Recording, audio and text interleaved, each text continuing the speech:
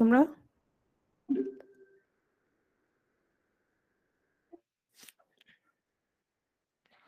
নূর, ওয়ালাইকুম আসসালাম।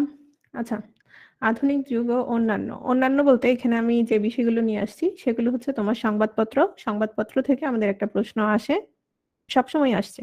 তাহলে সংবাদপত্র অবশ্যই ইম্পর্টেন্ট, এটা মাথায় রাখতে হবে। 2 হচ্ছে পঙ্ক্তি উদ্ধৃতি থেকে আমি যেগুলো মোস্ট কমন, একেবারে খুবই কমন, সেগুলো নিয়ে আসছি মোটামুটি, যেন কমন গুলোতে কোনোভাবেই কি না হয়, ভুল না হয়। এখন আনকমন ধরো কোত্থেকে দিবে এটা আসলে কি কোনো ধারণা নাই। তারপরও আমি যেটা চেষ্টা করব সেটা হচ্ছে, যেহেতু তোমরা তো আছোই, আমিও আছি, তো আমি কিছু নিজে কিছু খুঁজে বের করব। যেমন ধরো চর্যাপদ থেকে, তারপর অন্যান্যদের থেকে, যেগুলো ধরো কিছুটা আনকমন আবার ধরো ইম্পর্টেন্ট। তো এরকম গুলো আমি মাঝে মাঝে তোমাদের সাথে শেয়ার করব, ঠিক আছে? এটা একটা বিষয় গেল, পংক্তি উদ্ধৃতি। আর হচ্ছে ছদ্মনাম উপাধি। আজকের ক্লাস হচ্ছে এই 3টা টপিক থাকবে: ছদ্মনাম উপাধি, তারপর হচ্ছে তোমার পংক্তি উদ্ধৃতি, আর হচ্ছে সংবাদপত্র। এই 3টা থেকে মোটামুটি ধরে নিতে পারো 3টা প্রশ্ন না আসলেও 2টা প্রশ্ন মাস্ট থাকবে, ঠিক আছে?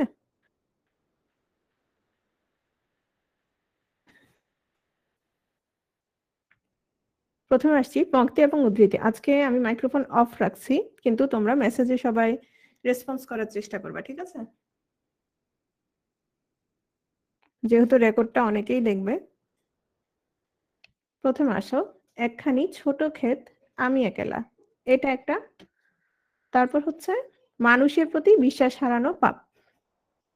হ্যাঁ, এটা খুবই সহজ। এটা হচ্ছে বলেছেন রবীন্দ্রনাথ ঠাকুর, সনাতনী। হ্যাঁ, এ জগতে হাই সেই বেশি চাই, আছে যার ভুরি ভুরি। তারপর হচ্ছে আরেকটা বলছি, সত্য যে কঠিন, কঠিনেরে ভালোবাসিলাম, সে কখনো করে না বঞ্চনা। যেহেতু আগের গুলো রবি ছিল, এগুলো কি, এগুলো রবীন্দ্রনাথ ঠাকুরের। তো এখন আসো, এটা কোত্থেকে আসছে বলো তো? এটা একটা বিখ্যাত কবিতা থেকে আসছে, সেটা হচ্ছে 2 বিঘা জমি। এটা আবার পাঠ্য, তোমার মেবি ক্লাস 8-এ মনে হয় পাঠ্য। তো এগুলো হচ্ছে তোমার রবীন্দ্রনাথ ঠাকুরের। আমরা আরম্ভ করি শেষ করি না, আরম্ভর করি কাজ করি না। মানে আমরা যেটা শুরু করি সেটা কি করি না, শেষ করি না, যেটা খুব বেশি ইম্পর্ট্যান্ট। আড়ম্বর করি কাজ করি না, আমরা অনেক আয়োজন করি কিন্তু কি করি না, কাজ করি না। হ্যাঁ, দেখবা অনেকে, বিশেষ করে বিসিএস এর ক্ষেত্রে, মানে বই কিনতে কিনতে, আমার পরিচিত একজন আছে, আমার এক কাজিন। হ্যাঁ, বই কিনতে কিনতে কিনতে মানে ওর কয়েক বস্তা বই, কিসের, শুধু বিসিএস এর জন্য। কিন্তু সে প্রতিবারে ভাবে কি জানো, প্রতিবারই ভাবে আগামী বিসিএস টা ভালো করে দিব। মানে পরের বিসিএস টা, ধরো এখন ধরো কত চলছে তোমার 44, ও ভাববে 44 থাক, 45 দিব, 45 এর সময় ভাবছে 46 দিব, এভাবে ও চলছে। তাহলে আড়ম্বর করি কাজ করি না, যাহা অনুষ্ঠান করি তাহা কি করি না, বিশ্বাস করি না। এরকম অনেকে আছে, দেখা যায় ফেসবুকে সবাই ভালো, তাই না?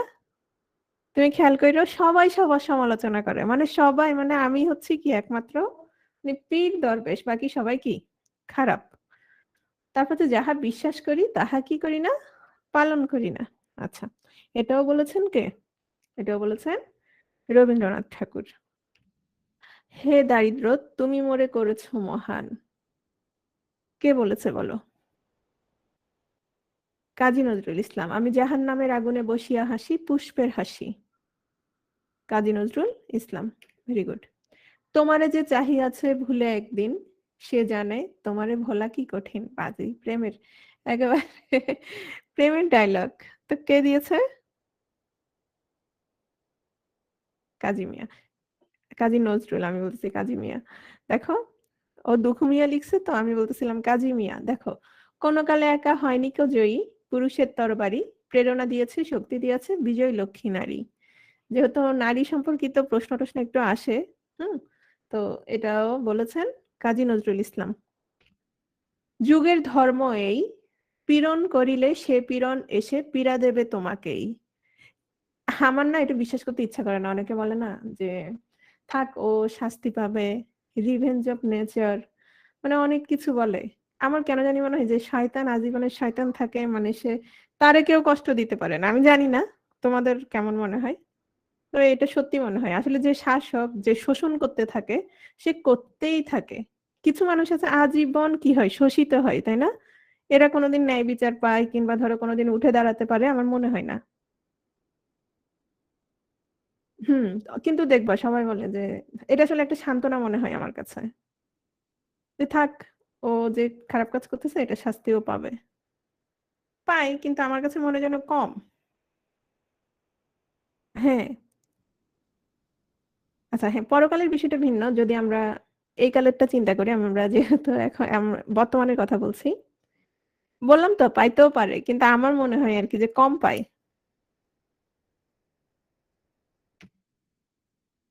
সেটা সবে সমপাপী, আপন পাপের বাটখারা দিয়ে অন্যের পাপ মাপি।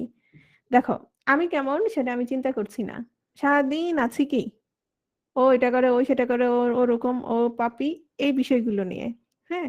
যেমন ধরো একটা একটা কথা প্রচলিত আছে, আমার না কথাটাকে সত্যি মনে হয়, সেটা হচ্ছে কি দেখো, ধরো আমি নিজে কষ্ট করতেছি। হ্যাঁ, আমি যখন নিজে কষ্ট করতেছি তখন আমি বলি কি, আল্লাহ আমার পরীক্ষা নিচ্ছে, বা সৃষ্টিকর্তা আমার কি নিচ্ছে, পরীক্ষা নিচ্ছে। এখন ধরো আরেকজন কষ্ট করতেছে আমার চোখের সামনে বা পরিচিত কেউ, আমি বলি কি তখন, দেখছস, এর পাপের ফল, এর ফল, সেই ফল। মানে নিজে কষ্ট করলে কি, নিজে কষ্ট করলে হয়েছে এটা পরীক্ষা, আরেকজন কষ্ট করলে ওটা হচ্ছে কি পাপের ফল। কোথায় একটু সান্ত্বনা দিবে, ইয়া দিবে, সেটা না, ওটা নাকি পাপের ফল। নিজেরটা পাপের ফল না, বুঝো নাই? হুম। তারপর আসো, মিথ্যা শুনিনি ভাই, এ হৃদয়ের চেয়ে বড় কোনো মন্দির কাবা নাই। আচ্ছা, এগুলো হচ্ছে তোমার কাজী নজরুল ইসলামের ডায়লগ। হে দারিদ্র, তুমি মোরে করেছো মহান, তুমি মোরে দানিয়েছো খ্রিস্টের সম্মান। এটাও কার? এটাও হচ্ছে তোমার কাজী নজরুল ইসলাম। একটু খেয়াল করো, ভাষা মানুষের মুখ থেকে কলমের মুখে আসে, উল্টোটা করতে গেলে মুখে শুধু কি পড়ে, কালি পড়ে। এটা কে বলেছেন? এটা বলেছেন প্রমোদ চৌধুরী। কেন বলেছেন দেখো, আমরা যখন চলিত রীতিতে কথা বলছি সেটা আমরা কি লিখবো, এটাই কি, এটাই স্বাভাবিক। কিন্তু সাধুরীতি, সাধুরীতি কি লেখ্য না কথ্য, কোনটা? লেখ্য না কথ্য? সাধু, সাধু হচ্ছে লেখ্য। হ্যাঁ। তো সেটা হচ্ছে উল্টো, মানে আমরা লিখবো, লেখাটাই আবার জোর করে কি মুখে পড়বো। এজন্য উনি বলেছেন, কারণ উনি যখন তোমার চলিত রীতির প্রবক্তা উনি, তো চলিত রীতি যখন আস্তে আস্তে তিনি চালু করতে চাইছিলেন তখন অনেকেই কি এটা উনি বাধার সম্মুখীন হয়েছিলেন। কেউ বলছিল এটা গ্রাম্য ভাষা, কেউ বলছিল মুখের ভাষা কেন আমরা লিখবো, এই সে। তখন উনি এটা বলেছেন যে ভাষা মানুষের মুখ থেকে কলমের মুখে আসে। হ্যাঁ, আমি যেটা চিন্তা করছি সেটাই তো আমি কলমের মাধ্যমে কি করব, লিখবো। কিন্তু উল্টোটা হচ্ছে, মানে কলম দিয়ে যেটা লিখছি সেটাই আমাদেরকে জোর করে পড়তে হচ্ছে। সুশিক্ষিত লোক মাত্রই কি স্বশিক্ষিত। অথচ দেখো, মানে সবকিছুতেই কিন্তু একটা বাধা আসে। হ্যাঁ, সেই বাধাটাকে তোমার কি করতে হচ্ছে, অতিক্রম করতে হচ্ছে। এখন সাধু ভাষার কি কোনো অস্তিত্ব আছে? কোনো অস্তিত্ব নাই। সুশিক্ষিত লোক মাত্রই স্বশিক্ষিত। একইভাবে প্রমোদ চৌধুরী, হে বঙ্গ, ভান্ডারে তব বিবিধ রতন, তা সবে অবহেলা করি। মানে বাংলার অনেক রতন আছে, অনেক কিছু আছে, কিন্তু এরপরও আমি কি করেছি, আমি অবহেলা করেছি। একজনই অবহেলা করেছিল, কিন্তু সেই অবহেলাটাকেই সে আবার কি করেছে, মানে একেবারে ভরে দিয়েছে, পূর্ণ করে দিয়েছে, পরিপূর্ণ করে দিয়েছে বাংলা সাহিত্যকে, তাই না? হ্যাঁ, এটা বলেছে মাইকেল মধুসূদন দত্ত। ওরে বাছা, মাতৃকোষে রতনের রাজি, এই ভিখারি দশা তবে কেন তো রাজি। বিদেশে গিয়ে যখন কষ্ট করছে এই কথাটা বলছেন কে? মাইকেল মধুসূদন দত্ত। দেশি ভাষা বিদ্যা যার মনে ন জুয়ায়, নিজ দেশ ত্যাগী কেন বিদেশ ন যায়। কে? যেসব বঙ্গেতে জন্মি হিংসে বঙ্গবাণী, সেসব কাহার জন্ম নির্ণয় ন জানি। না, কাইকোবাদও না, কাদেরও না। এটা বলেছেন কবি আব্দুল হাকিম। কে বলেছেন? মধ্যযুগের কবি। কবি আব্দুল হাকিম কোন যুগের কবি? মধ্যযুগের কবি, ঠিক আছে। বলেছিলাম বাড়ি হচ্ছে সন্দ্বীপে। মানুষের মাঝে স্বর্গ নরক, মানুষেতে সুরাসুর।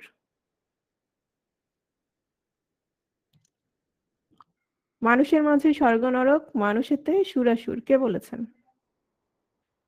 না, আবুল ফজল বলেন নাই, তবে ফজলটা কাছাকাছি কিছুটা। হ্যাঁ, নামা ওর দেখি মনে আছে।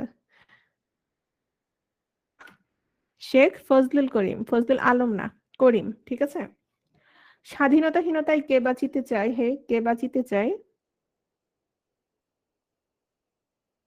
রঙ্গলাল বন্দ্যোপাধ্যায়, ঠিক আছে। আমাদের দেশে হবে সেই ছেলে কবে, কথায় না বড় হয়ে কাজে বড় হবে?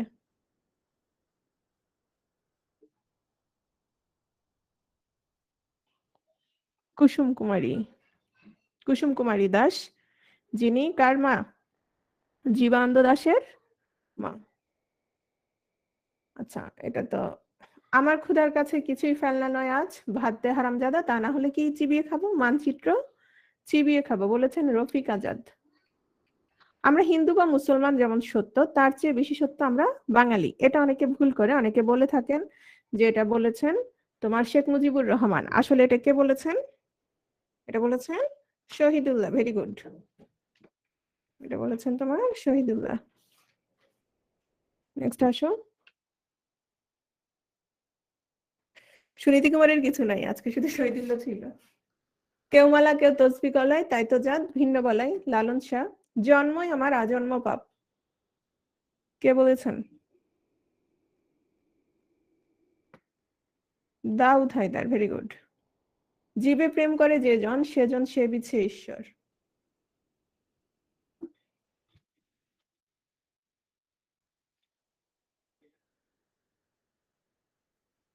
Very good, Swami Vivekananda. অবাক পৃথিবী অবাক করলে তুমি, জন্মেই দেখি ক্ষুব্ধ স্বদেশ ভূমি, ক্ষুব্ধ বানানটা এখানে হয় নাই। সুকান্ত। হাবাতে যদ্যপি চাই সাগর শুকিয়ে যায়, পড়িয়েছি। ভারতচন্দ্র। আদি হতে শতবর্ষ পরে কে তুমি পড়িছ বসিয়া আমার কবিতাখানি, রবীন্দ্রনাথ। 1400 সাল কবিতা। আজও আমি বাতাসে লাশের গন্ধ পাই, আজও আমি মাটিতে মৃত্যুর নগ্ন নৃত্য দেখি। রুদ্র মোহাম্মদ শহীদুল্লাহ। আপনাকে বড় বলে বড় সেই নয়, লোকে যারে বড় বলে বড় সেই হয়। দীর্ঘ কত বছর, যেন 50 60 70 বছর ধরে এটা ভুল শিখানো হচ্ছিল। বলা হচ্ছিল যে এই কবিতার লেখক ঈশ্বরচন্দ্র গুপ্ত। সম্প্রতি এটা চেঞ্জ করা হয়েছে এবং বলা হয়েছে এটার লেখক হচ্ছে হরিশচন্দ্র মিত্র। লেখক হচ্ছে হরিশচন্দ্র মিত্র। এটা একটু মনে রাখবা, যেহেতু চেঞ্জ হয়েছে। এটা সত্যিকার অর্থে হরিশচন্দ্র মিত্র, কিন্তু দীর্ঘদিন এটা ভুল ছিল, ঠিক আছে। আপনাকে বড় বলে বড় সেই নয়, লোকে যারে বড় বলে বড় সেই হয়। তো আবার আসিব ফিরে ধানসিঁড়িটির তীরে এই বাংলায়, হয়তো মানুষ নয়, হয়তো শঙ্খচিল শালিকের বেশে। সবে পারো। জীবনানন্দ দাশ। আপনারে লয়ে বিব্রত রহিতে আসি নাই কেহ অবনী পরে, সকলের তরে সকলে আমরা, প্রত্যেকে আমরা পরের তরে।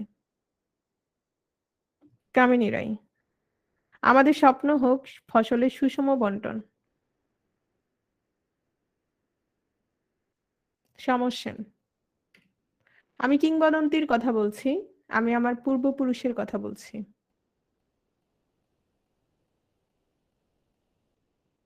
শামসুর। হুম। আবু জাফর ওবায়দুল্লাহ। এখন যৌবন যার মিছিলে যাবার তার শ্রেষ্ঠ সময়, এখন যৌবন যার যুদ্ধে যাবার তার শ্রেষ্ঠ সময়।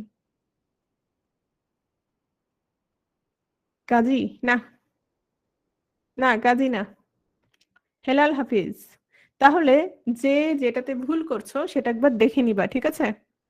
আচ্ছা, স্লোলি বলছি। তোমরা তো স্লাইডে দেখতে পাচ্ছ, তাই না? আচ্ছা ঠিক আছে, স্লোলি যাচ্ছি। কবিতায় আর কি লিখবো, যখন বুকের রক্তে লিখেছি একটি নাম, কি? বাংলাদেশ।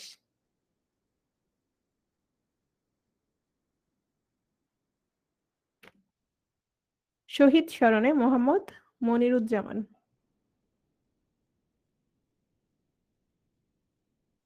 এসেছে নতুন শিশু, তাকে ছেড়ে দিতে হবে স্থান, খুব দ্রুতই স্থান ছেড়ে দিয়েছেন না?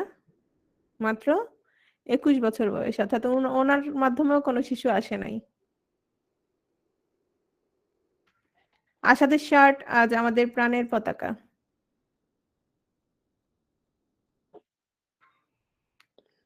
শামসুল, কে যেন বললো শামসুল? শামসুল না, শামসুর রাহমান, নট রেহমান। রেহমান, রাহমান এরকম কয়েকজন আছে, বুঝছো? কোথায় স্বর্গ কোথায় নরক, কে বলে তা বহুদূর, মানুষের মাঝে স্বর্গ নরক, মানুষেতে সুরাসুর। এটা সত্য কথা, মৃত্যু পরবর্তী জগৎ ভিন্ন জিনিস, সেটা প্রত্যেকের বিশ্বাস আলাদা, সবকিছু ধর্ম আলাদা, কিন্তু মানুষই নরক বানায় রাখে, তাই না? ব্যক্তি জীবন, পারিবারিক জীবন, সামাজিক জীবন, সবকিছু।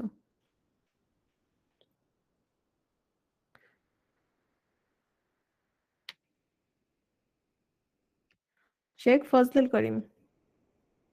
ক্ষুধার রাজ্যে পৃথিবী গদ্যময়, পূর্ণিমার চাঁদ যেন ঝলসানো রুটি। সুকান্ত। গাহি সাম্যের গান, মানুষের চেয়ে নাই বড় কিছু, নহে কিছু মহিয়ান। নজরুল। জন্মই আমার আজন্ম পাপ, অলরেডি একবার বলেছি তাই না? মাতৃজরায়ু থেকে নেমেই জেনেছি আমি। দাউদ হায়দার। জন্মিলে মরিতে হবে, অমরকে কোথা কবে, বলো তো এটা কার?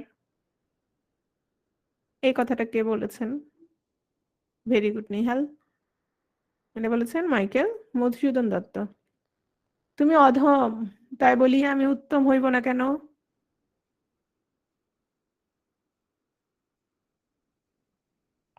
বঙ্কিম কোন গ্রন্থে? না, প্রমথ না, বঙ্কিম বলেছেন। কপাল কুণ্ডলা, ভেরি গুড। পথিক তুমি, পথ হারাইয়াছ। তুমি আসবে বলে হে স্বাধীনতা, সকিনা বিবির কপাল ভাঙলো, সিথির সিঁদুর মুছে গেল হরিদাসীর। আচ্ছা, অনেক দ্রুত স্লাইড বানানো, কিছু হয়তো বানান টুকটাক ভুল আছে, ঠিক আছে? শামসুল, শামসুর। শামসুল হয়েছে তোমাদের স্যার। এটা আসছে, এটা হচ্ছে তোমার মেবি 41-এ আসছে, 41 আর 42, 41-এ সম্ভবত। ধর্ম সাধারণ লোকের সংস্কৃতি, আর সংস্কৃতি শিক্ষিত মার্জিত লোকের ধর্ম। না, প্রমোদ চৌধুরী না। নীলুফা ঠিক বলছো। মোতাহের হোসেন চৌধুরী, সংস্কৃতি কথা। এটা হচ্ছে মোতাহের হোসেন চৌধুরীর, এই বইটা পড়িও পারলে। চলে আসছি বাংলা সাহিত্যে প্রথম। তাহলে পংক্তি উদ্ধৃতি যেগুলো দিলাম, ধরো এগুলো বলতে গেলে খুবই কমন, মোটামুটি তোমরাও পারো। আর বাকিগুলো তো আমি বলছি তোমাদের পোস্ট দিয়ে দিব, ঠিক আছে? বিভিন্ন বইতেও এগুলোই আছে বেশিরভাগ ক্ষেত্রে। তবে গত 2-1 বছরে এগুলো থেকেও আসছে, একদম আসে না যে তা না, কিন্তু 43-তে দেখা গেছে দুটো নতুন নতুন, দুটো তিনটা তোমার কি ছিল, নতুন ছিল, মানে ভেতর থেকে আসছে, যেমন জীবনানন্দ, তারপর তোমার রবীন্দ্রনাথ। বাংলা সাহিত্যে প্রথম দেখো, বাংলা সাহিত্যে প্রথম সার্থক নাট্যকার। এগুলো মোটামুটি কমন, এই কয়েকদিন যেগুলো পড়িয়েছি তোমাদের সেখান থেকে ধরো চলে আসছে অনেক কিছু, কারণ আমরা তো লেখক সাহিত্যিকদের পড়েছি তাই না? হ্যাঁ, প্রথম সার্থক নাট্যকার মাইকেল, প্রথম সনেট রচয়িতাও মাইকেল, আর প্রথম মুসলমান নাট্যকার বলো, এটা পড়িয়েছি। মীর মোশাররফ হোসেন। কি নাম ছিল নাটকের, কারো মনে আছে? উপন্যাসের নাম ছিল, উপন্যাসের নাম ছিল, তাও প্রথম মুসলমান ঔপন্যাসিক ছিল রত্নবতী, তাই না? আর নাটকের নাম হচ্ছে বসন্ত কুমারী। Very good. বাংলা সাহিত্যে প্রথম গীতিকবি, গীতকবি না গীতিকবি, বিহারীলাল। বাংলা সাহিত্যে প্রথম জ্যোতি চিহ্ন ব্যবহার করি ঈশ্বরচন্দ্র বিদ্যাসাগর কোন বইতে? মনে আছে? কারো মনে আছে? হ্যাঁ, বেতাল পঞ্চবিংশতি। কিসের অনুবাদ? হিন্দি বৈতাল 35 অনুবাদ কততম সংস্করণে? 10ম সংস্করণে। তাহলে আমরা অনেক কিছুই জানি। বাংলা সাহিত্যের প্রথম চলিত রীতি ব্যবহারকারী খুবই সহজ, প্রমোদ চৌধুরী। আর একটা জিনিস খেয়াল করো, এখানে হচ্ছে বাংলা অক্ষর খোদাইকারী বলছি। অক্ষর কি বলছি? খোদাইকারী। বাংলা অক্ষর খোদাইকারী হচ্ছে পঞ্চানন, আর নকশা প্রস্তুতকারী মানে খোদাই করছে তো পরে, কিন্তু প্রথমে কি প্রস্তুত করতে হয়েছে? নকশা প্রস্তুত করতে হয়েছে। এটা একজন বিদেশি করেছে, নাম হচ্ছে চার্লস উইলকিন্স, ঠিক আছে? তাহলে যদি নকশা প্রস্তুতকারী আসে তবে চার্লস উইলকিন্স, আর হচ্ছে যদি খোদাইকারী আসে সেক্ষেত্রে কি? পঞ্চানন কর্মকার। বুঝতে পারছো বিষয়টা? এ দুটো নাম নিয়ে ঝামেলা করবা না। বাংলা সাহিত্যের প্রথম মুসলিম কবি, মধ্যযুগের কবি শাহ মোহাম্মদ সগীর। বাংলা সাহিত্যের প্রথম মুসলিম মহিলা কবি, প্রথম মুসলিম মহিলা কবি। আজকে ক্লাসের পরে কথা আছে, থাকবা সবাই। মাহমুদা খাতুন সিদ্দিকা। হ্যাঁ। বাংলা সাহিত্যের প্রথম উপন্যাস আলালের ঘরের দুলাল। আমি একটু দ্রুত টানছি কারণ এগুলো গতকাল দিয়েছিলাম। রচয়িতা হচ্ছে প্যারীচাঁদ মিত্র। আলালের ঘরের দুলাল। বাংলা ভাষায় রচিত প্রথম প্রণয়োপাখ্যান ইউসুফ জুলেখা। রচয়িতা হচ্ছে শাহ মোহাম্মদ সগীর। প্রথম রোমান্টিক উপন্যাস কপালকুণ্ডলা কে লিখেছেন? বঙ্কিমচন্দ্র। প্রথম ব্যাকরণ পর্তুগিজ বাংলা ব্যাকরণ মানুয়েল দাস সুম্পুসাল। প্রথম প্রবন্ধ গ্রন্থ এটা বলো, বেদান্ত কে লিখেছেন? গতকাল পড়িয়েছি, রাজা রামমোহন রায়। Very good. প্রথম সামাজিক নাটক, অনেকবার বলেছি গতকাল। একটা হচ্ছে প্রথম নাটক, এরপর হচ্ছে প্রথম তোমার মৌলিক নাটক, মানে ওটাই সামাজিক নাটক। কুলিনকুল সর্বস্ব, নাম হচ্ছে রামনারায়ণ তর্করত্ন। প্রথম প্রহসন, নট, হ্যাঁ প্রথম প্রহসন, ঠিক আছে। এটাই আবার সার্থক প্রহসন। কোনটা? একে কি বলে? সভ্যতা। বাংলা ভাষায় রচিত প্রথম নাটক ভদ্রার্জুন, ঠিক আছে। এটার ইয়াকে বলো, লেখক।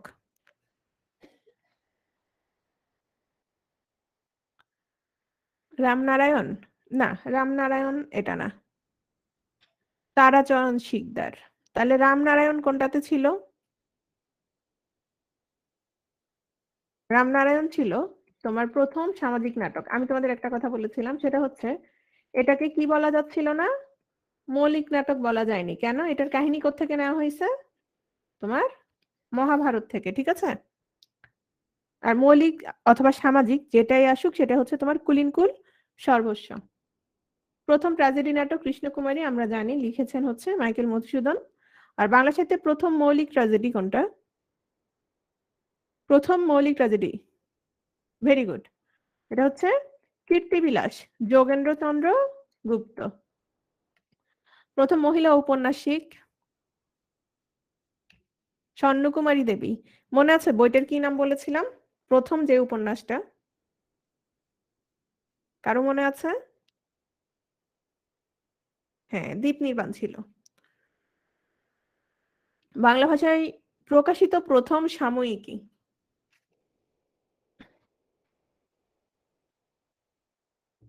দিগদর্শন। প্রকাশক হচ্ছে শ্রীরামপুর মিশনারি জন ক্লার্ক মেশম্যান। আর প্রকাশ হচ্ছে 1818 সালে। মুসলমান সম্পাদিত প্রথম পত্রিকা,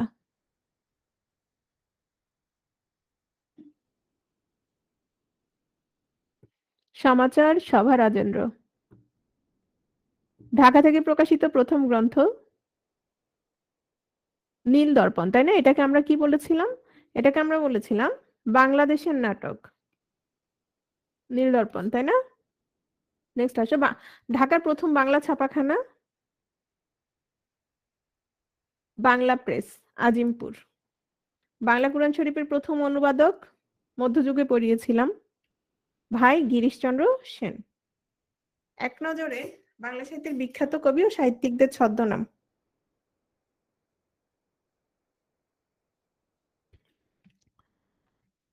সুনীল গঙ্গোপাধ্যায়ের ছদ্মনাম এটা আসছিল।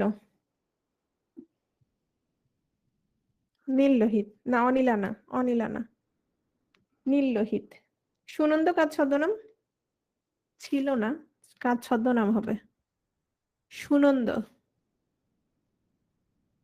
নারায়ণ গঙ্গোপাধ্যায়। নারায়ণ গঙ্গোপাধ্যায়। মীর মোশাররফ হোসেনের ছদ্মনাম সবাই পারো? গাজী মিয়া। জরাসন্ধ, এগুলো বই থেকে দেখে নিবা, বইতে আছে সব। জরাসন্ধ হচ্ছে চারুচন্দ্র চক্রবর্তী। যাযাবর,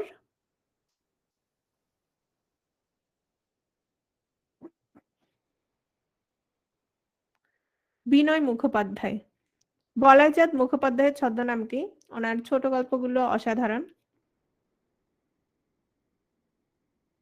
বনফুল, কি নাম? বনফুল। কালকুট কোন লেখকের ছদ্মনাম? সমরেশ বসু। সমরেশ বসু আর সমরেশ মজুমদার দুজন কি ভিন্ন ব্যক্তি? সমরেশ মজুমদারের বই দেখা যায় অনেক মেয়েই অনেক পড়েছে, সাতকাহন আরো অনেকগুলো আছে। এই সেই কি নাম যেন, সমরেশ বসু। আমাদের স্যার একটা কথা বলতেন, ধরো পশ্চিমবঙ্গের মোটা মোটা বই যেগুলো, হুম, তো দেখা যাচ্ছে তোমার সংলাপ অনেক বেশি, তাই না? সংলাপ অনেক বেশি, অর্থাৎ এত লম্বা পড়তে খারাপ লাগে তা না। তা আমাদের স্যার একটা কথা বলতো, যে সেটা হচ্ছে, ধরো তোমার চুইংগাম মানে এটুকুই, কাহিনী কিন্তু এটুক। এখন তুমি চুইংগামে যদি টেনে লম্বা করতে থাকো, যেরকম ওই বইগুলো ওই রকম,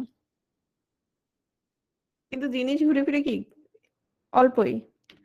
সনাতন পাঠক কোন সাহিত্যিকের ছদ্মনাম?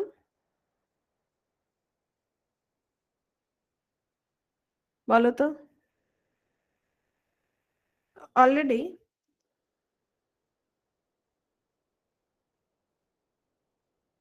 আমরা ওনার আরেকটা নাম পড়েছিলাম, ছদ্মনাম কি পড়েছিলাম?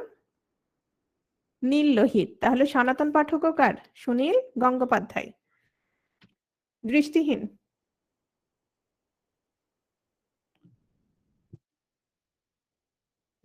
দৃষ্টিহীন হচ্ছে মধুসূদন মজুমদার। টেকচাঁদ ঠাকুর, আমরা জানি সবাই। প্যারীচাঁদ মিত্র।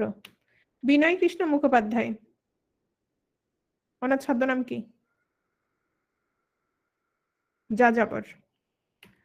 বাংলা সাহিত্যে গাজী মিয়াকে, খুব সহজ তাই না? মীর মশাররফ হোসেন, এটা অলরেডি হয়ে গেছে। কালীপ্রসন্ন সিংহ ছদ্মনাম? কালীপ্রসন্ন। হুতুম পেঁচা। হুতুম পেঁচা। রবীন্দ্রনাথ ঠাকুরের ছদ্মনাম? এটা সবাই পারো, ভানু সিংহ। অশোক সৈয়দ কার ছদ্মনাম? এই প্রশ্নটা আসে। সৈয়দ যেহেতু আছে, দেখলে পারবা। আব্দুল মান্নান সৈয়দ। মৈনাক কার ছদ্মনাম? শামসুর রহমান। শামসুর রহমান মৈনাক হচ্ছে। আর উনি যুদ্ধের সময় কি নামে লিখতো? দেশ পত্রিকায় কি ছদ্মনামে? মজলুম আদিব, ভেরি গুড। শামসুর রহমান। হুতুম পেঁচা একটু আগে পড়েছি, দেখি কার মনে আছে।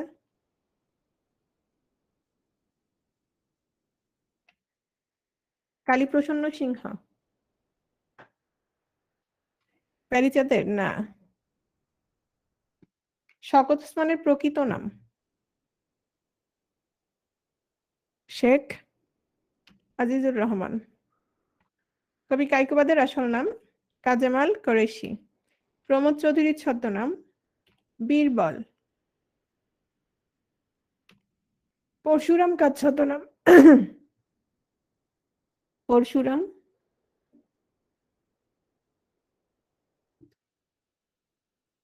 রাজশেখর বসু। ধূমকেতু কোন কবির ছদ্মনাম?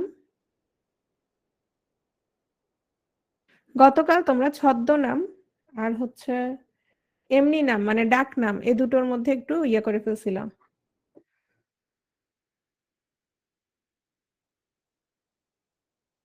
না, 6 থেকে 10 এর মধ্যে আসবে এমন কোনো ফিক্সড না, ঠিক আছে? কাজী নজরুল ইসলাম। বীরবল প্রমোদ চৌধুরী। শরৎচন্দ্রের ছদ্মনাম? একজন প্রথম দিকেই বলে ফেলছিল, সেটা হচ্ছে অনিলা দেবী। প্রবোধ কুমার, বলো তো কোন সাহিত্যিকের প্রকৃত নাম? মানিকের, হ্যাঁ, প্রবোধ কুমার হচ্ছে মানিকের। তারপরে আমরা দেখেছি জহির রায়হানের, কি দেখেছি জহির রায়হানের মূল নাম মনে আছে? জহিরুল্লাহ। তারপর হচ্ছে জসিমউদ্দিনের কি দেখেছি, কি নাম জসিমউদ্দিনের? জসিমউদ্দিন মোল্লা, হ্যাঁ, ভেরি গুড। চলে আসছি বাংলা পত্রপত্রিকা, একটু ভালো করে মনোযোগ দিবা, কারণ ওগুলো অনেকেই পারো, হ্যাঁ, অনেকেরই মনে থাকবে বা আছে। একটু পত্রপত্রিকাগুলোর দিকে নজর দাও সবাই।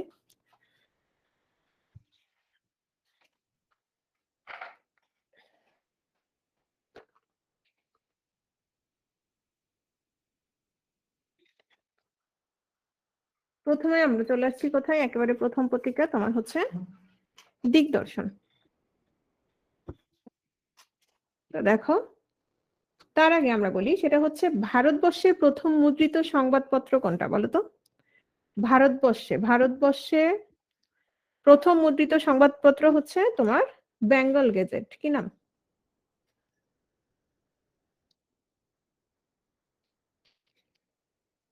বেঙ্গল গেজেট। এটা হচ্ছে তোমার প্রকাশিত হয়েছিল 1780 সালে। কত সালে? 1780 সালে। ওকে, নেক্সট আসো। প্রথম সংবাদ সাময়িক পত্র হচ্ছে, সাময়িক পত্র কি, যেটা তোমার একটা নির্দিষ্ট সময় পর পর কি হয়, প্রকাশিত হয়। দিগদর্শন হচ্ছে প্রথম বাংলা সাময়িক পত্র। হ্যাঁ, এটা হচ্ছে 1818 সালে প্রকাশিত হয়েছে। কি মাসে একটু দেখো? এপ্রিল মাসে। সংবাদ প্রভাকর কি, এটা আমরা একটু পরে আসবো, তুমি কোনো চিন্তা করবে না, ঠিক আছে? তো 1818 খ্রিস্টাব্দের এপ্রিল মাসে। এটার সাথে আরেকটা প্রশ্ন থাকে, সেটা হচ্ছে কোনটা আগে প্রকাশিত হয়েছে। আরেকটা হচ্ছে সমাচার দর্পণ। সমাচার দর্পণও তোমার 1818 খ্রিস্টাব্দেই প্রকাশিত হয়েছে, তবে কি মাসে বলো তো? মে মাসে। তাহলে প্রথমে কোনটা প্রকাশিত হয়েছে? প্রথমে প্রকাশিত হয়েছে তোমার দিগদর্শন, দুটোই 1818 সালে, একটা হচ্ছে এপ্রিলে আর একটা হচ্ছে মে মাসে। তো এটা কাদের কাদের উদ্যোগে প্রকাশিত হয়েছিল? তোমার শ্রীরামপুর মিশনের উদ্যোগে প্রকাশিত হয়েছিল। আর এটাতে তোমার বাংলা গদ্যের যে সূচনা, ওটা তো আমরা জানি মিশনারিদের হাতেই। তো এখানে কিন্তু তোমার বেশ ভালো ভূমিকা পালন করা হয়। তো এখানে যেটা যেটা থাকতো, ধরো নানা ধরনের উপদেশ থাকতো, হ্যাঁ, যুবকদের জন্য। তারপর হচ্ছে ভূগোল, ইতিহাস, তারপরে দেশ বিদেশের বিভিন্ন তথ্য থাকতো, কৌতুক থাকতো, হ্যাঁ, তারপর কিছু বিস্ময়কর ক্ষুদ্র ক্ষুদ্র ছোট ছোট কাহিনী থাকতো। এগুলো হচ্ছে তোমার দিগদর্শনের। দিগদর্শনের সম্পাদক ছিলেন জন ক্লার্ক মার্শম্যান। সমাচার দর্পণ, এটা হচ্ছে তোমার সাপ্তাহিক পত্রিকা, কিন্তু দিগদর্শন ছিল তোমার কি পত্রিকা? মাসিক পত্রিকা ছিল, মাসে একবার প্রকাশিত হবে। আর এটা হচ্ছে তোমার সাপ্তাহিক পত্রিকা, মানে হচ্ছে তোমার সপ্তাহে একবার প্রকাশিত হবে। এটার সম্পাদকও তোমার কে? জন ক্লার্ক মার্শম্যান। তাও কোত্থেকে প্রকাশিত হয়েছিল? শ্রীরামপুর মিশন থেকে। কিন্তু এটা কোন মাসে? এটা হচ্ছে তোমার সেই 1818, কিন্তু মে মাসে। বুঝতে পারছো? তার মানে এটা জাস্ট একটু পরেই। ওকে, নেক্সট আসো। বাঙ্গাল গেজেট, এটা একটু খেয়াল করো। এটা হচ্ছে বাঙালি পরিচালিত প্রথম পত্রিকা। প্রথম পত্রিকা, তাও তোমার 1818 সালেই প্রকাশিত হয়েছে। এটা হচ্ছে একটা সাপ্তাহিক পত্রিকা, এবং এটার তোমার সম্পাদক ছিলেন গঙ্গা কিশোর ভট্টাচার্য, কিন্তু এটা খুব বেশি দিন প্রকাশিত হয়নি। ঠিক আছে? তাহলে আমাদের যদি প্রশ্ন আসে যে বাঙালি পরিচালিত প্রথম পত্রিকা কোনটি, বাঙালি পরিচালিত প্রথম পত্রিকা কোনটি, তাহলে কি হবে? বাঙ্গাল গ্যাজেট। বাঙ্গাল গ্যাজেট। তাহলে দিগদর্শন, সমাচার দর্পণ দুটোই তোমার সম্পাদক কে ছিলেন?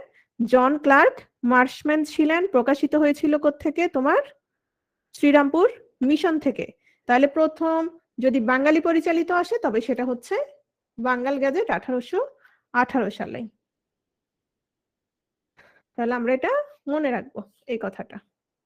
বাংলা ভাষায় বাঙালি কি পরিচালিত। সংবাদ কৌমুদী, ব্রাহ্মণ সেবুদ্ধি। একটু খেয়াল করো, এখানে বেশ কিছু কথাবার্তা আছে। এটা তোমার প্রকাশিত হয়েছে 1821 সালে। হ্যাঁ, সংবাদ কৌমুদী। তো এটা তোমার ইয়া ছিল, কি বলে, সম্পাদককে কি ছিল দেখো। এটা তোমার মূলত প্রকাশ করেছিলেন, কেন প্রকাশ করেছিলেন ছিল, শোনো, যেহেতু তোমার দিগদর্শন এবং সমাচার দর্পণ কাদের দ্বারা পরিচালিত হতো? খ্রিস্টান মিশনারি দ্বারা। তো খ্রিস্টান মিশনারি দ্বারা যেহেতু পরিচালিত হতো, তো সবার একটা ধারণা ছিল যে সেখানে হিন্দু ধর্মকে কি করা হচ্ছে, হিন্দু ধর্মকে কটাক্ষ করা হচ্ছে।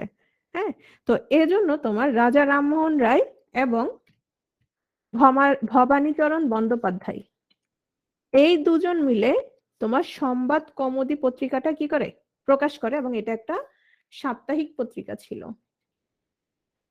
এটা একটা কি ছিল, সাপ্তাহিক পত্রিকা ছিল। তো এর মধ্যেও একটা ঝামেলা লেগে যায়, সব জায়গায় তো ঝামেলা লাগে।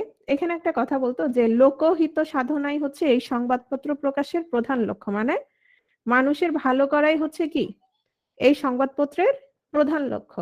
তো এখানে যেটা ঝামেলা লাগে সেটা হচ্ছে তোমার রাজা রামমোহন রায় মূলত সংস্কার মুক্ত ছিলেন, কিন্তু ভবানীচরণ ছিলেন তোমার বেশ গোড়াপন্থী। তো এখানে হচ্ছে তখন যেটা হতো তোমার সহমরণ, হ্যাঁ সহমরণ ছিল না, মানে তোমার হচ্ছে হাজব্যান্ড যখন মারা যায় তখন সেখানে কি করা হতো, নারীরা জীবিত থাকলেও তাকে দিয়ে দেওয়া হতো। তো রাজা রামমোহন রায় এই পত্রিকাটাতে তিনি কি করেছিলেন, এটার বিরোধিতা করেছেন। তো যখন বিরোধিতা করেন, হ্যাঁ যখন বিরোধিতা করেন তখন ভবানীচরণ আবার কি ছিল, তিনি আবার অনেক বেশি তোমার সংস্কার যুক্ত ছিল আর কি, উনি সংস্কার মুক্ত ছিল, উনি হ্যাঁ উনি অনেক গোড়া ছিল, অনেক বেশি গোড়াপন্থী ছিল। তখন উনি কি করেন, ওনার থেকে আলাদা হয়ে যায়, অর্থাৎ মতবিরোধ দেখা দেয়। তো মতবিরোধ দেখা দিলে ভবানীচরণ 1822 সালে, কত সালে, এটা হচ্ছে 21 সালে, তো 1822 সালে তোমার সমাচার চন্দ্রিকা নামে একটা, কি নাম, সমাচার চন্দ্রিকা নামে একটা পত্রিকা প্রকাশ করেন। ঠিক আছে, এবং সেখানে তিনি সেটার মুখপত্র হিসেবে, মানে রক্ষণশীল হিন্দু সম্প্রদায় যারা ছিল, যারা খুবই রক্ষণশীল, যে কোনো প্রথা ভাঙা যাবে না, যেমন আছে ঠিক তেমন থাকবে, তো এই সমাচার চন্দ্রিকা তাদের মুখপত্র হিসেবে কি করে, তোমার দায়িত্ব পালন করে। ঠিক আছে, তাহলে সংবাদ কৌমুদীর যদিও বেশিরভাগ প্রশ্নে আমাদের রাজা রামমোহন রায়ের নামটাই কি আসে, কিন্তু দুজন মিলেই কি করেছিলেন, প্রকাশ করেছিলেন। বুঝতে পারছো বিষয়টা? তাহলে এই জিনিসটা মনে থাকবে। পরবর্তীতে ভবানীচরণ আলাদা করে নিজে যেটা করেছেন সেটা হচ্ছে সমাচার চন্দ্রিকা। আমি সিনেমাটা দেখি নাই অবশ্য। এরপর আসো সংবাদ প্রভাকর। কার যেন প্রশ্ন ছিল সংবাদ প্রভাকর নিয়ে। তো সংবাদ প্রভাকর কালকে আমি একবার বলেছিলাম, সেটা হচ্ছে সংবাদ প্রভাকর হচ্ছে তোমার ঈশ্বরচন্দ্র গুপ্তের তোমার সাময়িক পত্র। এটা হচ্ছে প্রথমে তোমার সাপ্তাহিক ছিল, 1831 সালে সাপ্তাহিক হিসেবে প্রকাশিত হয়। আর 1839 সালে এটি বাংলা ভাষার প্রথম দৈনিক পত্রিকা হিসেবে প্রকাশিত হয়। কত সালে? 1839 সালে। তোমার হচ্ছে এটাতে বিভিন্ন নীতিকাব্য থাকতো, বিখ্যাত ব্যক্তিদের জীবন বৃত্তান্ত থাকতো। তাহলে দেখো, যদি আসে যে বাংলা ভাষার প্রথম দৈনিক পত্রিকা কোনটি, তাহলে কোনটা হবে? তোমার সংবাদ প্রভাকর। কত সাল? 1839 সাল। যদি একটু ঘুরাই দেয় যে সংবাদ প্রভাকর পত্রিকা কবে প্রকাশিত হয়েছিল প্রথম, সেটা হচ্ছে 1831 সালে।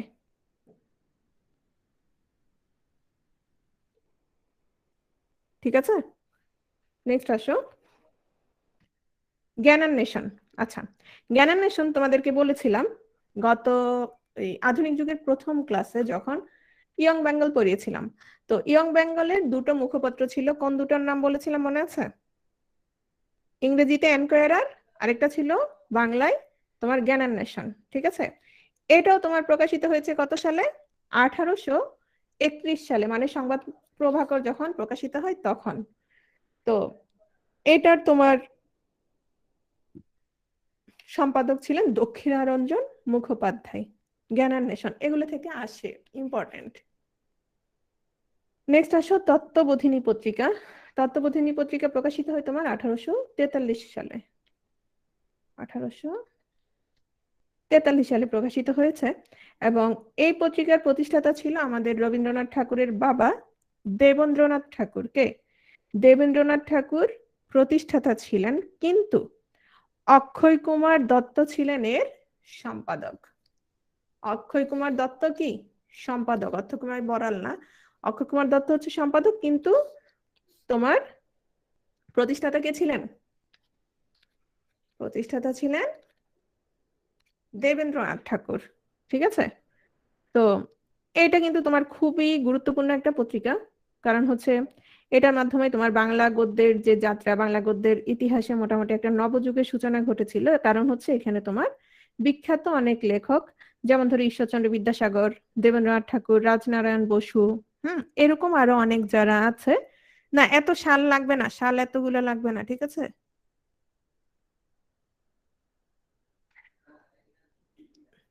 সব নিউজ পেপারের ডেট লাগবে না, তবে এবার তো একটা আসছে দেখছো না, এবার আসছে মুসলিম সাহিত্য সমাজ কত সালে প্রতিষ্ঠিত হয়েছিল, এটা আসছে। এবার দেখলাম দু একটা সাল আসছে, আবার স্থানের নামও আসছে।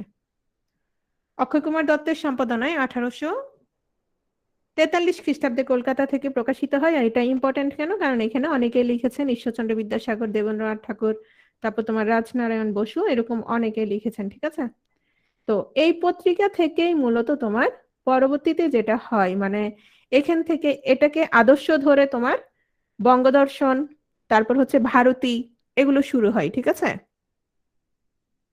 হ্যাঁ টোটালি বাদ দিয়ে দিতে পারো, কোনো সমস্যা নেই। দেখো, বিবিধার্থ সংগ্রহ, আমি সবাইকে বাদ দিতে বলবো না, যে জিজ্ঞেস করেছো তাকে বলছি, যদি পারো খুব ইম্পর্টেন্ট যেগুলো সেগুলো জেনে নিও।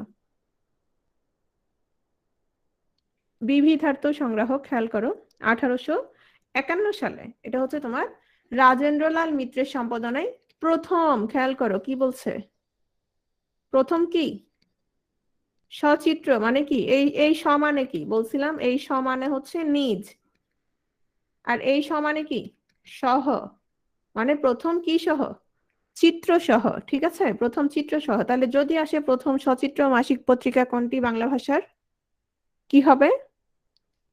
বিবিধার্থ সংগ্রহ।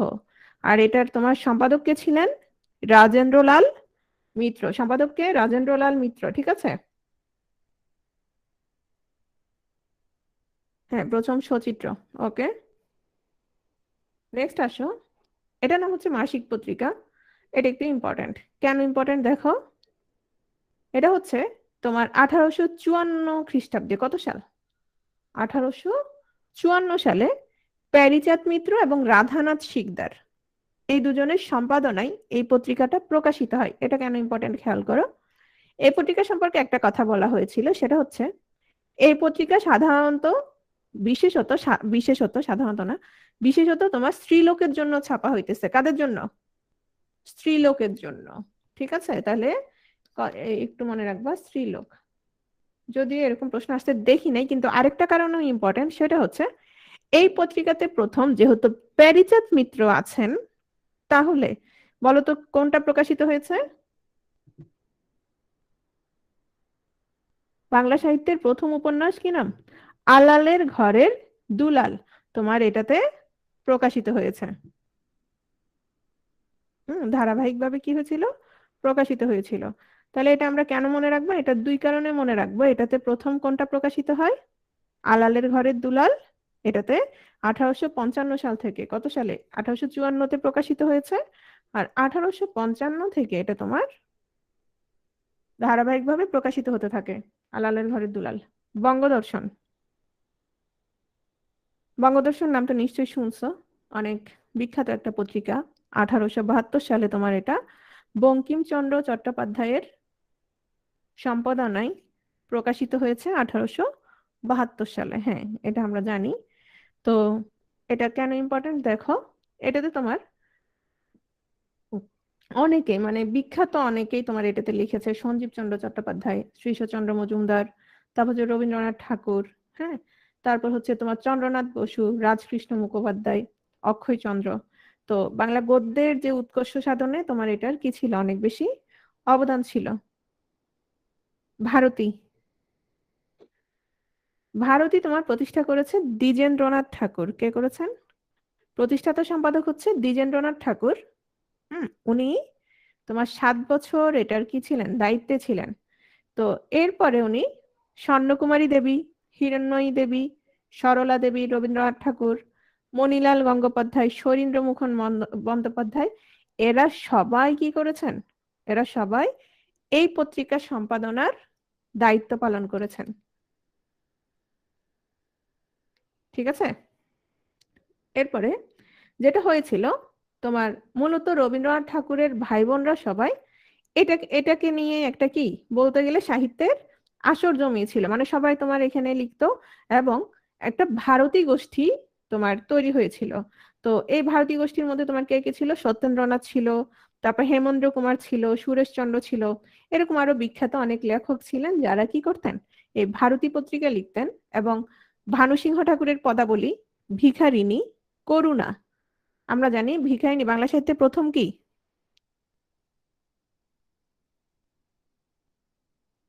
বাংলা সাহিত্যে প্রথম প্রথম হচ্ছে ছোট গল্প, হ্যাঁ, ভিখারিণী। তো এই ভিখারিণী, করুণা, এগুলো সবগুলোই তোমার কোথায় প্রকাশিত হয়েছে? ভারতী পত্রিকায় প্রকাশিত হয়েছে। আর প্রমোদ চৌধুরী, শরৎচন্দ্র, মোহিতলাল, এরা সবাই কি করতেন? এই পত্রিকায় লিখতেন। নেক্সট আসো সাধনা। এটাও ইম্পর্টেন্ট। কেন ইম্পর্টেন্ট দেখো, এই পত্রিকা তোমার প্রকাশ করেছিলেন, সম্পাদনা করেছিলেন প্রথমে হচ্ছে 1891 সালে কে? সুধীন্দ্রনাথ ঠাকুর। উনি হচ্ছেন রবীন্দ্রনাথ ঠাকুরের ভাইয়ের ছেলে। হ্যাঁ, 4 বছর পরে এটার দায়িত্ব কে নিয়ে নিয়েছেন? এটার দায়িত্ব নিয়ে নিয়েছেন রবীন্দ্রনাথ ঠাকুর নিজে। তাহলে যদি প্রশ্ন আসে, সরি, তাহলে দেখো তো রবীন্দ্রনাথ ঠাকুর সাধনা এবং ভারতী দুটোরই কি সম্পাদক ছিলেন কিনা? দুটোরই সম্পাদক ছিলেন। এবং এটা অনেকটা ওনাদের পারিবারিক পত্রিকা ছিল, মানে ওনাদের নিজেদের ইচ্ছা প্রকাশ করার জন্য, স্পষ্ট কথা বলার জন্য একটা আদর্শ পত্রিকা ছিল। এবং এখানে সবচেয়ে বেশি তোমার রবীন্দ্রনাথের লেখা কি সবচেয়ে বেশি প্রকাশ পেত। এবং রবীন্দ্রনাথের ধরো অসংখ্য গল্প, কবিতা, তারপর প্রবন্ধ এখানেই তোমার কি হয়েছে, প্রকাশিত হয়েছে। সাধনা, তাহলে আমরা ভারতী পেলাম, সাধনা পেলাম, চলে আসছি সবুজ পত্র। এটা আমরা সবাই জানি 1900 কত সালে প্রকাশিত হয়েছে? 1914 সালে। এটা এটা ইম্পর্টেন্ট, 14টা মনে রাখবা। এটা প্রকাশককে প্রমোদ চৌধুরী। নেক্সট আসো ধূমকেতু। আচ্ছা, আমি ওটা নিয়ে আর কিছু বলছি না, কারণ এখান থেকে আর কিছু আসেও না। প্রমোদ চৌধুরী, এবং এটা তোমার এই পত্রিকার মাধ্যমে কিসের প্রবর্তনা ঘটে? তোমার চলিত রীতি। ঠিক আছে। হুম। নেক্সট আসো ধূমকেতু। এটা ছিল তোমার অর্ধ সাপ্তাহিক পত্রিকা। এবং এই পত্রিকার তোমার সম্পাদক কে ছিল? সম্পাদক ছিল তোমার হচ্ছে কাজী নজরুল ইসলাম। ঠিক আছে। তো ধূমকেতু হচ্ছে, আবার আমরা তার কি দেখলাম? আমরা তার কি দেখেছি? ছদ্মনাম দেখেছি, তাই না? ধূমকেতুর সম্পাদক হচ্ছেন বিদ্রোহী কবি কাজী নজরুল ইসলাম। হুম। এটা প্রকাশিত হয় 1922 সালে।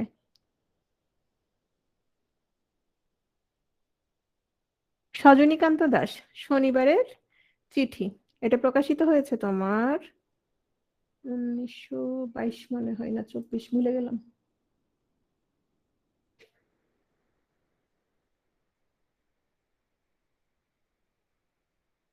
মেবি 24 সালে। হ্যাঁ, 1924 সালে এটা আসছে, চলে আসছে। এটা হচ্ছে তোমার কত সালে আসছে? 43-তে আসছে। এটা হচ্ছে 1924 সালে প্রকাশিত হয়েছে। শনিবারের চিঠি। প্রকাশক ছিলেন, সম্পাদক ছিলেন সজনীকান্ত দাস। এটা চলে আসছে গতবার। কল্লোল পত্রিকা দেখো। কল্লোল হচ্ছে একটা বিশিষ্ট পত্রিকা। তোমার এটার সম্পাদক ছিলেন দীনেশ চন্দ্র দাস। তো যেটা হয়েছে 1923 থেকে 1935 খ্রিস্টাব্দের মধ্যে তোমার প্রভাবশালী সাময়িক পত্রিকা। এবং আমরা জানি এই পত্রিকাকে ঘিরে কাদের তোমার আগমন ঘটেছিল? 30-এর কবিদের। এবং তাদেরকে আমরা কি বলি? তাদেরকে আমরা বলি যে কল্লোল গোষ্ঠী। এবং এদের প্রধান কাজ কি ছিল? এদের প্রধান কাজই ছিল যে রবীন্দ্র বিরোধিতা। মানে রবীন্দ্র বিরোধিতার নামে এরা সবাই এখানে কি একত্র হয়েছিল, এবং এরা চেয়েছিল কি যে আমরা রবীন্দ্র বলয় থেকে কি করব? রবীন্দ্র বলয় থেকে আমরা বের হয়ে আসব। হ্যাঁ, তো এখানে অনেক বিখ্যাত বিখ্যাত কবি ছিলেন। অচিন্ত্য কুমার সেনগুপ্ত, মানিক বন্দ্যোপাধ্যায়, শৈলজানন্দ, প্রেমেন্দ্র মিত্র, বুদ্ধদেব, কাজী নজরুল, মোহিতলাল, এরা সবাই কি ছিলেন? তোমার কল্লোলের সঙ্গে সংশ্লিষ্ট ছিলেন। ঠিক আছে? তো এই এই কল্লোল পত্রিকাকে অনুসরণ করে আবার কি কি কোন কোন পত্রিকা বের হয়েছে দেখো? উত্তরা, তারপর প্রগতি, কালীকলম, পূর্বশা। তো এর মধ্যে আমরা জানি প্রগতি এবং কবিতা এই দুটো সম্পাদক কে ছিলেন? গতকাল পড়েছি আমরা। কবিতা এবং প্রগতি। তিনি আবার পরীক্ষাও দিচ্ছেন, 5 নাম্বার কম পাইছেন। কে ছিলে তুমি? বুদ্ধদেব বসু। হ্যাঁ, বুদ্ধদেব বসু। নেক্সট আসো কালীকলম। কালীকলম হচ্ছে তোমার ওই কল্লোলের আদর্শেই গড়ে উঠেছে। কত সালে? 1926 সালে। কোত্থেকে? কলকাতা থেকে। আর আরেকটা কথা, সেটা হচ্ছে প্রগতি তোমার প্রকাশিত হয়েছে কিন্তু ঢাকা থেকে। প্রগতি কোত্থেকে প্রকাশিত হয়েছিল? ঢাকা থেকে 1927 সালে। তারপর এটারও একই কাজ ছিল, কোত্থেকে দূরে থাকা? রবীন্দ্র প্রভাব থেকে দূরে থাকা। মাসিক পত্রিকা। আর সম্পাদক কে ছিলেন? সম্পাদক ছিলেন প্রেমেন্দ্র মিত্র। ঠিক আছে? প্রগতি সম্পাদক অজিত কুমার দত্ত এবং বুদ্ধদেব বসু। নেক্সট আসো, এখানে কয়েকটা নাম আছে, একটু নামগুলো দেখো তো একটু কেমন। এতক্ষণ যাদেরকে দেখেছি বেশিরভাগই আমাদের কি ছিলেন? সম্পাদক যারা ছিলেন কোন ধর্মের অন্তর্ভুক্ত ছিলেন?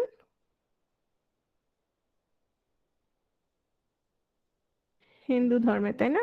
হ্যাঁ। তো এখন যেটা আসছি সেটা হচ্ছে আমরা তোমার মুসলমান পরিচালিত পত্রিকায় চলে আসছি। এখানে চারটা নাম আছে। প্রথম নামটা হচ্ছে সুধাকর। এটা একটা সাপ্তাহিক পত্রিকা। আমি এখানে লিখছি, অল্প ছোট ছোট করে লিখছি। এটা একটা সাপ্তাহিক পত্রিকা, তোমার 1889। এগুলো সাল দিচ্ছি না, সাল আসলে তেমন লাগবে না। 1889। হ্যাঁ। তারপর মিহির। মিহির হচ্ছে তোমার 1892। 1892। আমি এখনো সম্পাদকের নাম বলি নাই। মিহির ও সুধাকর মানে হচ্ছে এই দুটোকে কি করে দিয়েছে? প্রথমটা সুধাকর, তারপরটা মিহির। তৃতীয়তে আসছে মিহির এবং সুধাকর, একসাথে করে দিয়েছে মিহির এবং সুধাকর। এটা তোমার প্রকাশিত হয়েছে 1895। হ্যাঁ, 1895। এর হচ্ছে হাফেজ। হ্যাঁ। এই চারটা পত্রিকার প্রকাশক হচ্ছে তোমার শেখ আব্দুর রহিম। কি নাম? শেখ আব্দুর রহিম। দেখো তো নামগুলো মনে থাকবে কিনা। সুধাকর, মিহির, তাহলে মিহির ও সুধাকর একসাথে। অর্থাৎ মিহির ও সুধাকর যদি তুমি মনে রাখো, তুমি তিনটা পত্রিকার নাম মনে রাখতে পারবা। আর হচ্ছে হাফেজ। তাহলে মিহির, সুধাকর, হাফেজ কে? শেখ আব্দুর রহিম। তো মনে থাকবে এই চারটা একসাথে, সালের দরকার নাই। জাস্ট তুমি সম্পাদকের নামটা মনে রাখলেই হবে। এখানে আর কি, কেন, কোত্থেকে আসছে কোনো দরকার নেই। ঠিক আছে? নেক্সট আসো। আচ্ছা, এটা কোহিনূর না, এটা কোহিনূর হবে। এটা কি হবে? এটা কোহিনূর। কোহিনূর পত্রিকা। এটা তোমার প্রকাশিত হয়েছে 1898 খ্রিস্টাব্দে, এবং এটা হচ্ছে তোমার সম্পাদক ছিলেন মোহাম্মদ রওশন আলী। আর এই পত্রিকাটা প্রকাশিত হতো তোমার কুষ্টিয়া থেকে। কোত্থেকে? কুষ্টিয়া থেকে। কোনো কারণে যদি আসে আর যে কুষ্টিয়া থেকে কোন পত্রিকা প্রকাশিত হতো? কোহিনূর। তারপর আসো, সরি, তারপর হচ্ছে নবনূর, বাসনা, সওগাত এবং শিখা। এর মধ্যে তোমার নবনূরের সম্পাদক ছিলেন, এটা একটা মাসিক পত্রিকা ছিল, সৈয়দ এমদাদ আলী। সৈয়দ এমদাদ আলী। বাসনা। বাসনা হচ্ছে তোমার রংপুর থেকে প্রকাশিত হতো, এবং এটার সম্পাদক ছিল শেখ ফজলুল করিম। তাহলে এটা আমরা একটু মনে রাখবো, শেখ ফজলুল করিম। ঠিক আছে? তারপর আসো সওগাত আর শিখা। তো শিখা কে বলো তো? শিখা কে বলেছিলাম? শিক্ষা পত্রিকার সম্পাদককে, আচ্ছা শিক্ষা পত্রিকা নিয়ে একটু পরে পড়ছি, সওগাত নিয়ে আগে আসি। সওগাত হচ্ছে তোমার কলকাতা থেকে প্রকাশিত হয়েছিল, আর সম্পাদক ছিলেন মোহাম্মদ নাসির উদ্দিন। মোহাম্মদ নাসির উদ্দিন।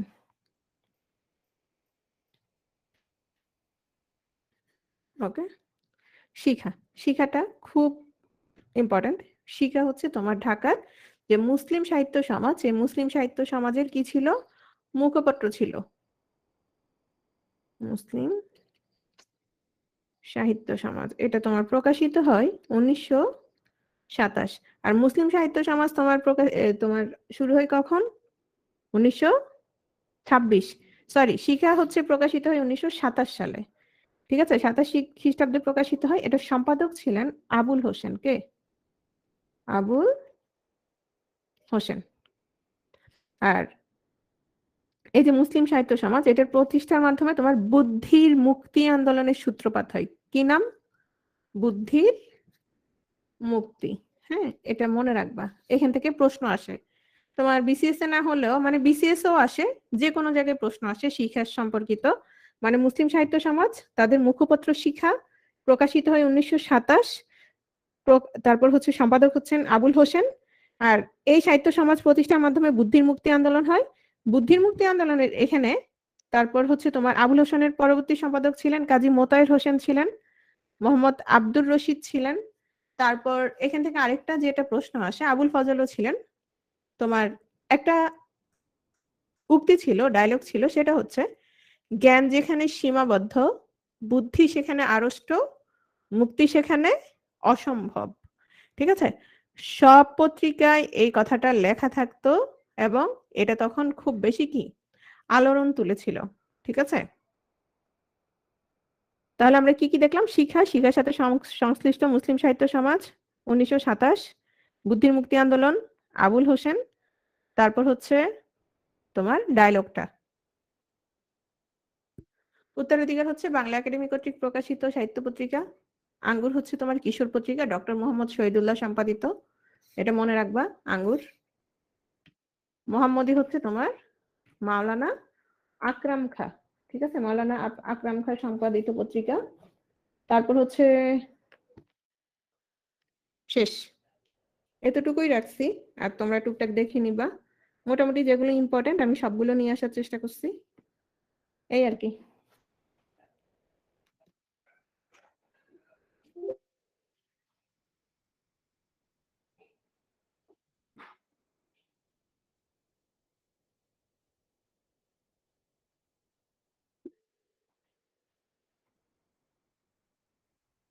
সাইফুল বলো।